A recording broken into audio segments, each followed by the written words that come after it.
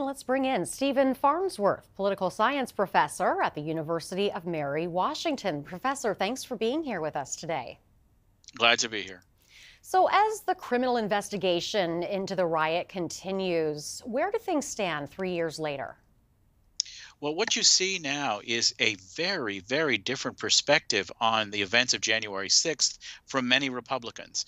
During the attack on the Capitol and in the immediate aftermath, a lot of Republicans said this was totally unacceptable, that this was a horrible problem, that Donald Trump was to blame, including top Republicans. What you're hearing now, though, over the last 3 years, has been a steady reduction of how important this is to Republicans. And so now, increasingly, you see Republicans, primary voters, and activists saying that this wasn't what it looked like, that this wasn't an assault on the government, that this was a setup, that this was a really a nonviolent protest, all these sorts of things that have really undermined the very obvious truth that we see from video, including what you're showing right now, that this was an attack on the center of our government.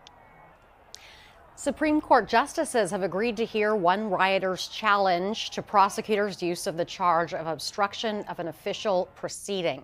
What could this mean for defendants? Well, I think that this is a question that will be resolved by the courts, but ultimately it's pretty hard to argue that this was an obstruction of an official proceeding.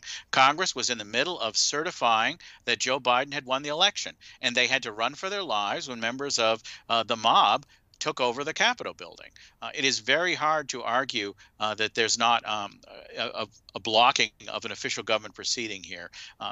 The question, though, with respect to President Trump may be a little bit different because he, of course, hasn't been charged with some of the things that were charged against the people who were actually there in the building. So, although he gave a combative speech and a rally ahead of time, he wasn't at the Capitol when this went down, and I think that's one of the ways that people will try to minimize Trump's content in this process. Now, Trump wants to be president once again. How could January 6th affect that? Well, one of the things we do see in the polling that comes out is that independents are still pretty negative about January 6th and do tie Trump to this event more than Republicans do.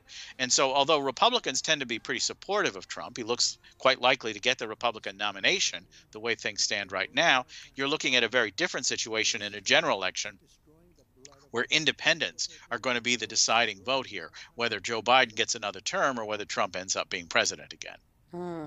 Now, Biden spoke about this yesterday, addressing January 6th in a speech. Any standouts to you in that speech? Well, I think what you saw here was a much more combative President Biden than you've seen in the past, particularly with respect to Donald Trump. I think the president is trying to reframe this conversation about January 6th and about the threat to the democracy that he sees would be the result of Donald Trump being in power again.